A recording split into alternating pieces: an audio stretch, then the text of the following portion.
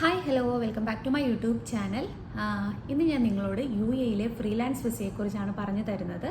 Mainland visa and free zone visa, ഈ രണ്ട് വിസയെക്കുറിച്ചും അതിൻ്റെ പ്രത്യേകതകൾ, പിന്നെ അതിൻ്റെ ഡിഫറൻസസ് എന്തൊക്കെയാണ്, ഏതാണ് ബെറ്റർ, അത് എടുക്കുമ്പോൾ ശ്രദ്ധിക്കേണ്ട കാര്യങ്ങൾ, ഇതിനെക്കുറിച്ച് ഞാൻ പറഞ്ഞുതരാം. അപ്പം ആദ്യം ഞാൻ മെയിൻലാൻഡ് വിസയെക്കുറിച്ച് പറയാം. മെയിൻലാൻഡ് വിസ എന്ന് പറഞ്ഞാൽ അത് ഇഷ്യൂ ചെയ്യുന്നത് മൊഹ്റയാണ്, ministry of human resources and Emiratisation. അപ്പോൾ നമുക്ക് ഈ വിസ നൽകുന്നത് മെയിൻലാൻഡ് കമ്പനീസ് ആയിരിക്കും. കൂടാതെ ഈ വിസ ഉണ്ടെങ്കിൽ നമ്മൾക്ക് UAE എവിടെ വേണമെങ്കിലും വർക്ക് ചെയ്യാനും സാധിക്കും. കോസ്റ്റ് എന്ന് പറയുന്നത് free zone വിസയെക്കാളും കൂടുതലുമായിരിക്കും.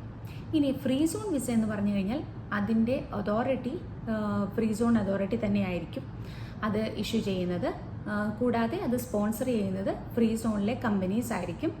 Cost as compared to mainland കുറച്ച് കുറവായിരിക്കും. 100% ഓണർഷിപ്പ് എന്ന് പറയുന്നത് നമ്മൾക്ക് തന്നെയായിരിക്കും അതിൻ്റെ ഓണർഷിപ്പ് എന്ന് പറയുന്നത്. അപ്പം ഇതാണ് പ്രധാനമായിട്ടുള്ള ഡിഫറൻസസ് എന്ന് പറയുന്നത്. പിന്നെ ഇനി നിങ്ങൾ ശ്രദ്ധിക്കേണ്ട കാര്യങ്ങൾ, ഇവിടെ ഒരുപാട് ഏജൻസീസ് ഉണ്ട്. ആളുകൾ എന്ത് ചെയ്യും, ഏതെങ്കിലുമൊക്കെ കമ്പനി ഫോൺ ചെയ്തിട്ട് അതിൻ്റെ കീഴെ 5ഉം 10ഉം ഒക്കെ വിസകൾ എടുക്കും, അത് ആളുകൾക്ക് കൊടുക്കും. അപ്പം അത് നമ്മൾ എടുക്കാനായിട്ട് ഒരുപാട് കാര്യങ്ങൾ നമ്മളോട് വാഗ്ദാനം ചെയ്യുകയും ചെയ്യും. അത് എന്താണ്, നമ്മൾക്ക് free zone or mainland visa ഉണ്ടെങ്കിൽ ഡ്രൈവിംഗ് ലൈസൻസ് എടുക്കാം, ബാങ്ക് അക്കൗണ്ട് എടുക്കാം, അതൊക്കെ ഉള്ള കാര്യമാണ്, ഇല്ലെന്ന് പറയുന്നില്ല. പക്ഷേ പ്രശ്നം വരുന്നത് എപ്പോഴാണെന്ന് വെച്ചാൽ, നമ്മൾ ഇങ്ങനെ എടുത്ത വിസ അത് റിന്യൂ ചെയ്യേണ്ട വരികയോ അതല്ല ക്യാൻസൽ ചെയ്യേണ്ട സമയത്ത് നമ്മൾ ഓഫ് കോഴ്സ് നമ്മുടെ എംപ്ലോയർ അല്ലെങ്കിൽ ആരാണോ ഇത് എടുത്തു തന്നത് ആ ഏജൻസിനെ കോണ്ടാക്ട് ചെയ്യും. അപ്പോൾ ആ ഏജൻസിനെ കോണ്ടാക്ട് ചെയ്ത് കഴിയുമ്പോൾ ചിലപ്പോൾ അവർ ഒഴിഞ്ഞു മാറും, അല്ലെങ്കിൽ PRO ഇല്ല, അല്ലെങ്കിൽ അത് ചെയ്യാൻ പറ്റത്തില്ല, അല്ലെങ്കിൽ കുറേ കാര്യങ്ങളുണ്ട് എന്നൊക്കെ ഒരുപാട് ന്യായങ്ങൾ പറയുന്നവരുമുണ്ട്. കാരണം വേറൊന്നുമല്ല, ഈ നമ്മൾ ക്യാൻസൽ ചെയ്യാനോ അല്ലെങ്കിൽ റിന്യൂ ചെയ്യാനോ പോകുമ്പോഴായിരിക്കും അറിയുന്നത് ഈ വിസ, അതായത് നമുക്ക് ചെയ്യാൻ ഇച്ചിരി പാടാണ്. കാരണം നമ്മൾ എടുത്ത കമ്പനി ഒന്നെങ്കിൽ ബ്ലാക്ക് ലിസ്റ്റിലായിരിക്കും. അങ്ങനെ കമ്പനി ബ്ലാക്ക് ലിസ്റ്റിലാകാൻ ഒരുപാട് കാരണങ്ങളുണ്ട്.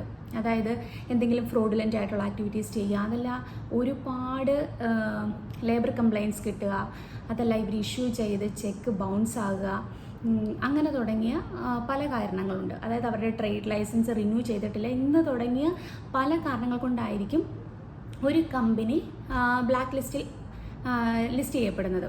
അപ്പം ഇങ്ങനെ വരുന്ന കമ്പനി നമ്മൾ ചെല്ലുകയാണ്, എന്താണ്, നമ്മളുടെ വിസ ക്യാൻസൽ ചെയ്യാനോ അല്ലെങ്കിൽ റിന്യൂ ചെയ്യാനോ ചെല്ലുമ്പോഴായിരിക്കും നമ്മൾ അറിയുന്നത് ഇങ്ങനെ ബ്ലാക്ക് ലിസ്റ്റിൽ കിടക്കുന്ന കമ്പനിയാണ്, അവരിങ്ങനെ ഇത്ര ഫീസ് ഗവൺമെൻറ്റിന് പേ ചെയ്തിട്ടില്ല, അതുകൊണ്ട് നമ്മളുടെ ക്യാൻസലേഷനും ഒരുപാട് ബുദ്ധിമുട്ടിലാകും.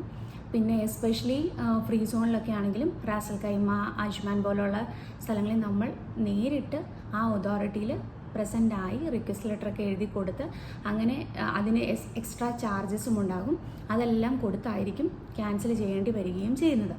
അപ്പം നിങ്ങൾ എപ്പം വിസ എടുത്താലും, അതായത് ഇപ്പം നമ്മൾ കുറേ കാലം ഇവിടെ ജോലി അന്വേഷിച്ച് വിസിറ്റ് വിസയിൽ നിന്ന് ജോലി അന്വേഷിക്കും, ഇവിടെ നിന്നുകൊണ്ട് തന്നെ എക്സ്റ്റെൻഡ് ചെയ്യും, അതല്ല കൺട്രി എക്സിറ്റായി എക്സ്റ്റെൻഡ് ചെയ്യും. ഇതെല്ലാം അടുത്ത് കഴിയുമ്പോൾ നമ്മൾ വിചാരിക്കും, why can we take freelance visa?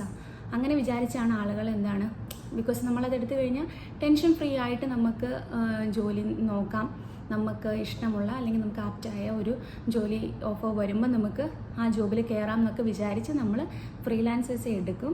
പക്ഷേ അങ്ങനെ എടുക്കുന്നവർ വളരെ കൃത്യമായിട്ട് പ്രോപ്പറായിട്ടുള്ള ഒരു എൻക്വയറി നടത്തുക, ഈ കമ്പനി എക്സിസ്റ്റിംഗ് ആണോ അല്ല, അതിൻ്റെ എംപ്ലോയർ ആരാണ് എന്ന് തുടങ്ങിയ മുഴുവൻ ഡീറ്റെയിൽസും എടുത്തതിന് ശേഷം മാത്രം നിങ്ങൾ ഫ്രീലാൻസ് വിസയിലോട്ട് പോവുക. അത് ഒരു കാര്യം നിങ്ങൾ ശ്രദ്ധിക്കേണ്ടതുണ്ട്. ആദ്യം തന്നെ നമ്മൾ എന്താണ് വരുന്നത് ഫ്രീലാൻസ് വിസ എടുക്കാൻ ഞാൻ ഓപ്റ്റ് ചെയ്യത്തില്ല, ബിക്കോസ് കുറച്ച് വെയിറ്റ് ചെയ്യുക, നല്ല ഓപ്ഷൻ വരും. അപ്പം അതുവരെ നിങ്ങൾ വെയിറ്റ് ചെയ്തതിന് ശേഷം മാത്രം ഇങ്ങനെ ഒരു ഡിസിഷൻ എടുക്കുക. വേറൊരു കാര്യം കൂടെ നിങ്ങൾ മനസ്സിൽ ഓർത്തിരിക്കുക. കാരണം ഇവിടെയുള്ള ഓൾമോസ്റ്റ് എല്ലാ റെപ്യൂട്ടഡ് ആയിട്ടുള്ള കമ്പനികളും അവർ നമ്മളുടെ സ്വന്തം വിസയിൽ നിൽക്കാൻ സമ്മതിക്കത്തില്ല. ആ കമ്പനിയുടെ വിസയിൽ തന്നെ നിന്നുകൊണ്ട് വർക്ക് ചെയ്യാനേ സമ്മതിക്കത്തുള്ളൂ. അങ്ങനെ വരുന്ന സാഹചര്യത്തിൽ അവർ ഇപ്പം നമ്മൾ ഫ്രീലാൻസ് വിസ എടുത്തു കഴിഞ്ഞിട്ടുണ്ടെങ്കിൽ അവർ നമ്മളോട് ആവശ്യപ്പെടും ഈ വിസ ക്യാൻസൽ ചെയ്യണമെന്ന്. അപ്പം പിന്നെയും ബുദ്ധിമുട്ടിലാകും. അത് നമ്മൾ ക്യാൻസൽ ചെയ്യേണ്ടി വരും. ചിലപ്പോൾ ആ വിസ എടുത്തിട്ടേ ഉണ്ടാകത്തുള്ളൂ. കൂടാതെ മോസ്റ്റ് ഓഫ് ദ കമ്പനീസ് എന്താണ്, നമ്മളുടെ ഓൺ വിസ ഉണ്ടെങ്കിൽ അവരെ ആയിരിക്കും കൂടുതൽ പ്രിഫർ ചെയ്യുക. അപ്പം എപ്പോഴും ബെറ്റർ എന്ന് പറയുന്നത് നമ്മളുടെ അല്ലെങ്കിൽ ഇവിടുത്തെ റെപ്യൂട്ടഡ് ആയിട്ടുള്ള ഏതെങ്കിലും ഒരു കമ്പനി സ്പോൺസർ ചെയ്യുന്ന ആ ഒരു വിസയിൽ നിന്ന് വർക്ക് ചെയ്യുന്നത് തന്നെയാണ് ഏറ്റവും ബെറ്റർ എന്ന് പറയുന്നത്. പിന്നെ വേറൊരു കാര്യം ഞാൻ കൂടുതലും സജസ്റ്റ് ചെയ്യുന്നത് ഫ്രീ സോൺ വിസയെക്കാളും മെയിൻലാൻഡ് വിസയാണ്. കാരണം അത് നമുക്ക് UAE എവിടെ വേണേലും വർക്ക് ചെയ്യാൻ പറ്റും. മാത്രമല്ല